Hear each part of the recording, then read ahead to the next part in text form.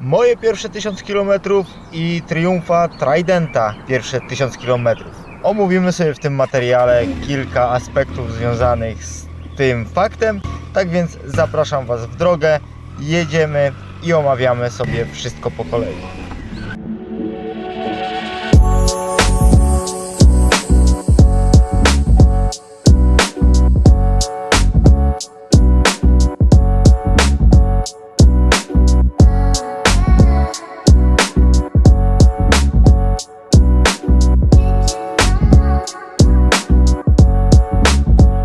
Materiał wideo dzisiejszy zaczniemy sobie od wizyty w salonie Triumfa we Wrocławiu. Bo jak wiecie, mój Triumf ma nabite 1000 km, a właściwie w momencie, kiedy jadę do salonu Triumfa, jeszcze tego 1000 nie ma, tam jest około 900 km.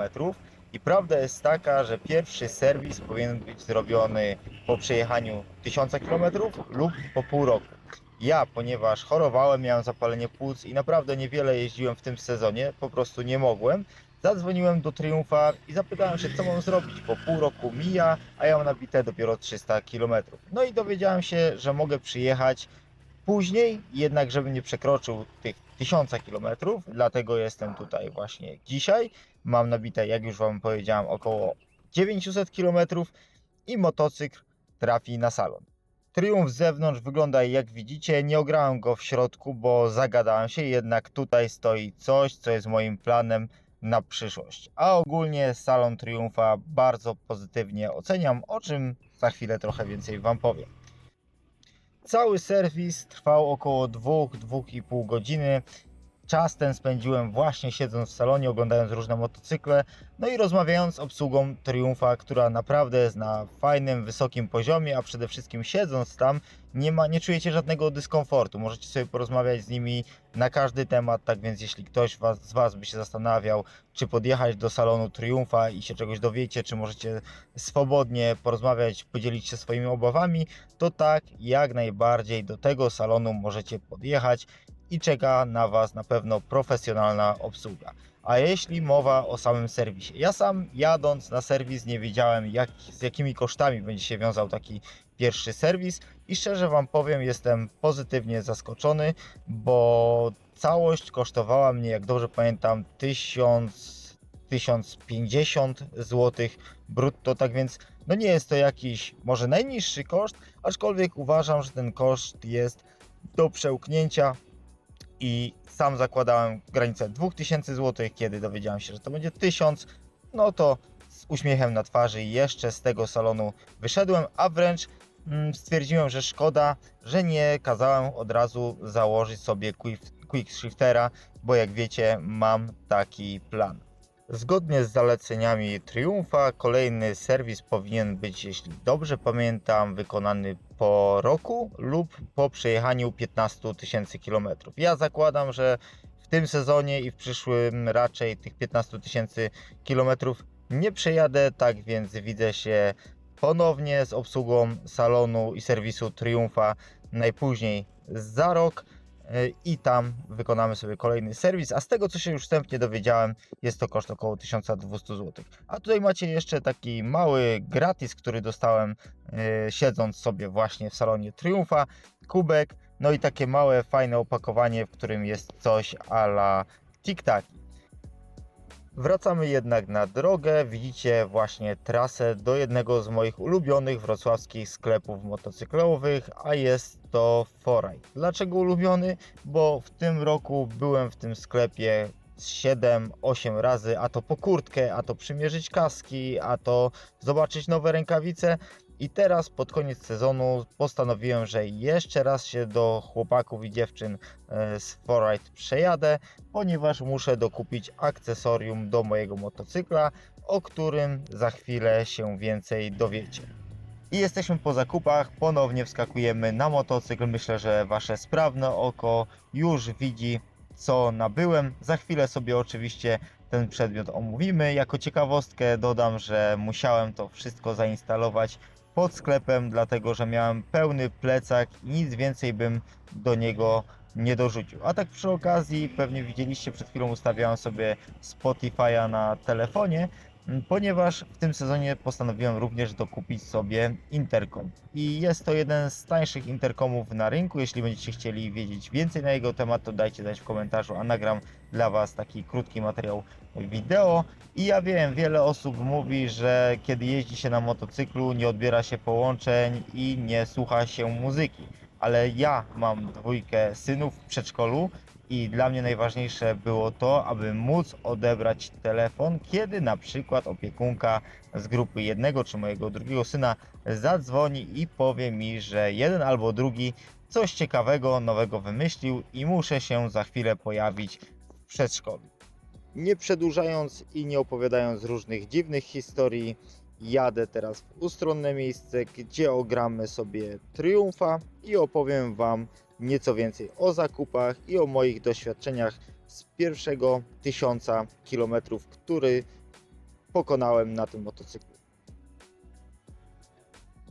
No dobra, dojechałem na miejsce i myślę, że w tym miejscu opowiem Wam całą resztę, którą chciałem Wam przekazać w tym materiale wideo. Stoję, jak widzicie, tutaj przy obwodnicy. Mam nadzieję, że ten szum nie będzie mi później przeszkadzał przy obrabianiu tego materiału wideo, ale skupmy się na tym, co mam Wam do powiedzenia. Na początek krótko, po co byłem w Forridzie, jak widzieliście. Postanowiłem sobie tankback, jeśli dobrze pamiętam, tak to się nazywa, dokupić. Dlaczego? Dlatego, że im więcej jeżdżę, mimo tego, że jeżdżę cały czas z plecakiem, to ten mój plecak coraz więcej waży. No i postanowiłem kupić sobie jakiś kufer. Na początku myślałem, żeby kupić kufer tutaj na ogon, jednak stwierdziłem, że fajnie jest mieć pod ręką, bo ja chcę trzymać klucze, jakieś tam dokumenty, niedokumenty, więc to pomyślałem, że mogłoby być fajnym rozwiązaniem i zrobiłem z tym już trochę, no 200 km powiedzmy. Jestem naprawdę bardzo zadowolony. Jak widzicie, mamy tutaj Daypaka z SW Motechu. Powiem Wam, ja instalowałem sobie go zaraz jak wyszedłem z Forride'u, bo nie miałem gdzie go zainstalować i tutaj wielkie podziękowanie dla chłopaków i dziewczyn z Forride'u, bo pożyczyli mi klucze, dzięki którym mogłem sobie to zainstalować. Co prawda nie zainstalowałem od razu dobrze. Ile ja się namęczyłem. Dobrze, że tego nie zainstalowałem na samym początku bez tego paska, bo ten pasek, pamiętajcie, jak będziecie instalować, załóżcie sobie go na początku. No i tutaj to na zbiornik trochę źle przykręciłem, ale później poprawiłem. Jak będziecie chcieli, nagram dla Was materiał wideo, jak to się robi, aczkolwiek to jest odkręcenie kilku standardowych śrub. Zresztą SW Motech ma chyba tak samo filmy instruktażowe, na które już później trafiłem. No i myślę, że każdy sobie z tym poradzi. Fajne, rzeczywiście. Ja to sobie zdejmuję za każdym razem, kiedy schodzę z motocykla. No i zakładam z powrotem. Dodatkową rzeczą, której Wam tutaj nie pokażę, no to kupiłem sobie jeszcze pokrowiec na motocykl, dlatego że kiedy trzymam go pod domem, nie mam miejsca w garażu, żeby chować motocykl, a szkoda mi jest go po prostu, szczególnie kiedy teraz już, jak widzicie, jest jesiennie, żeby tak stał na zewnątrz bez przykrycia, tym bardziej, że pada, więc jeszcze pokrowiec sobie dorzuciłem. Ten adapter, chyba widzieliście, tutaj mocuje telefon. Ogólnie spoko. Czasem ciężko jest trafić po prostu uchwytem telefonu w ten adapter, aczkolwiek to jest kwestia przyzwyczajenia się, więc to było wcześniej kupione. Teraz, tak jak mówię, tankback i pokrowiec na motocykl.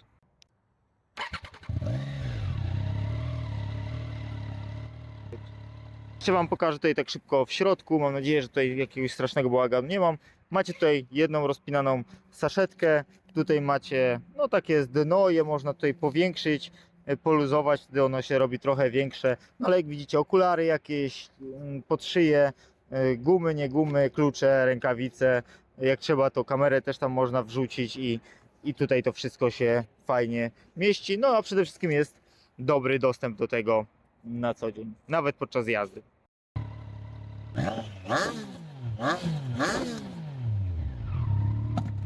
Kolejną rzeczą, o której chcę Wam powiedzieć, to spalanie, bo kilka osób mnie pytało gdzieś tam na social mediach i akurat ostatnio sobie zrobiłem taki test spalania, więc zobaczcie, średnie spalanie w mieście to jest 5,9 litra. Odpaliłem motocykl, żebyście mogli zobaczyć, akurat mi się włączyła rezerwa i w sumie dobrze, bo pokażę Wam, czekajcie, ok, zrobiłem 180 km na pełnym zbiorniku, 180,5. No i on tutaj pokazuje, teraz nie będzie widać, ale około jeszcze 20 km mi zostało. Około 20 km mi jeszcze zostało do tego, aby ten zbiornik był pusty. Tak więc około 200 km na jednym zbiorniku w Triumfie, Tridencie spokojnie możecie sobie, myślę, zrobić. Nie wiem, jak to w trasie by wyglądało, myślę, że jeszcze dużo lepiej, aczkolwiek ja, jak wiecie, jeżdżę głównie we Wrocławiu, cały czas w mieście, cały czas z korki, no i z tego powodu to spalanie zapewne jest troszkę wyższe. No i on był tankowany w sumie chwilę po tym, jak miał ten przegląd w Triumfie, tak więc taki jest wynik już po pierwszym przeglądzie.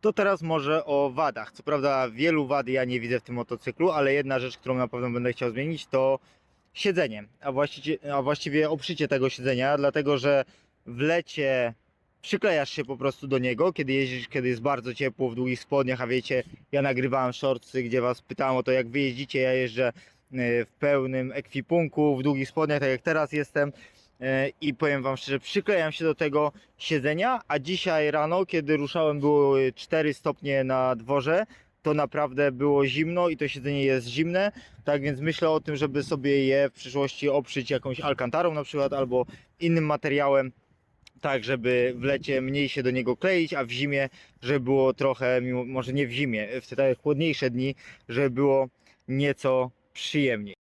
O samym motocyklu coś jeszcze bym wam mógł dodać. Tak naprawdę, jak wiecie, zrobiłem nim trochę ponad 1000 km, więc to nie jest jakoś dużo. Jeździ się nim dla osoby początkującej, tak siebie nazywam. Bardzo, naprawdę bardzo przyjemnie. Ja nie widzę na dzień dzisiejszy jakichś większych wad tego motocykla. Chyba że mówimy o tym siedzeniu, o którym wam już wspomniałem. Na pewno wadą też jest i będę to chciał zmienić, to jest jazda na tym motocyklu, aczkolwiek to jest naked, więc trzeba się do tego przyzwyczaić. Myślę, każdy musi sobie z tego zdawać sprawę. Jazda na tym motocyklu przy prędkości powyżej 120, no zaczyna trochę urywać głowę.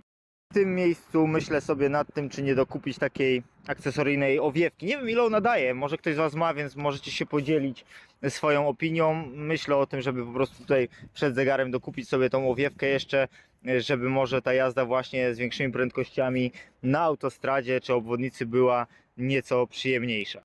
Malowanie motocykla, no to już jest kwestia gustu. Jak wiecie, ja miałem różne plany dotyczące oklejenia tego motocykla, aczkolwiek trochę je zmieniłem, bo tak jak nagrywałem wam te krótkie przebitki z Triumfa, kiedy byłem, no to mój plan jest taki, żeby w przyszłym roku, bo to jest w leasingu motocykl, w przyszłym roku kończę go mniej więcej w podobnej okolicy jak dzisiaj, go spłacać. No i myślę sobie nad tym, że wezmę kolejnego Triumfa i tutaj zacząłem się zastanawiać właśnie nad tym, czy warto jest inwestować właśnie w to, żeby ten motocykl oklejać, żeby robić jakieś takie dodatkowe, bardziej kosztowne, powiedzmy, modyfikacje.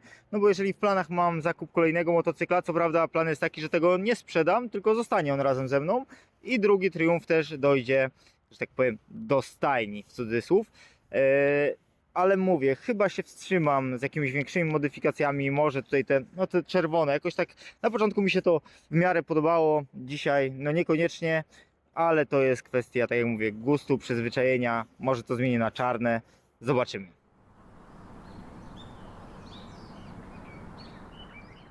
Jeszcze jedna uwaga co do samego motocykla, bo nie wiem, nie mówiłem chyba tego podczas nagrywania, kiedy byłem w salonie, kiedy był ten pierwszy przegląd. Powiem wam, kiedy nim wyjeżdżałem nocą, wieczorem przynajmniej, to wiele samochodów świeciło mi długimi, tak jakbym ich oślepiał. No i zastanawiałem się, co jest problemem, bo nie jadę na długich, sprawdziłem to kilka razy, aż w końcu wsiadłem na motocykl, kazałem żonie wsiąść w samochód i okazało się rzeczywiście, że trochę za mocno te lampy świecą jakby w oczy kierowcy. No i mało tego, gdzieś na filmach na TikToku chyba widziałem, że niektórzy użytkownicy Tridenta mają podobny problem. No i kiedy byłem w salonie, poprosiłem ich o to, żeby obniżyli tę lampę, tak żeby nie oślepiała innych kierowców, aczkolwiek dowiedziałem się przy okazji, że można to robić we własnym zakresie, to nie wpływa w żaden sposób na gwarancję, tak więc jeśli ktoś z was ma taki problem, że wydaje się wam, że kierowcy wam świecą po oczach, bo ich oślepiacie, no to prawdopodobnie ta lampa jest źle ustawiona. Mi to tłumaczyli w salonie w ten sposób, że ta lampa jest wyjściowo ustawiona tak uniwersalnie i w zależności od tego,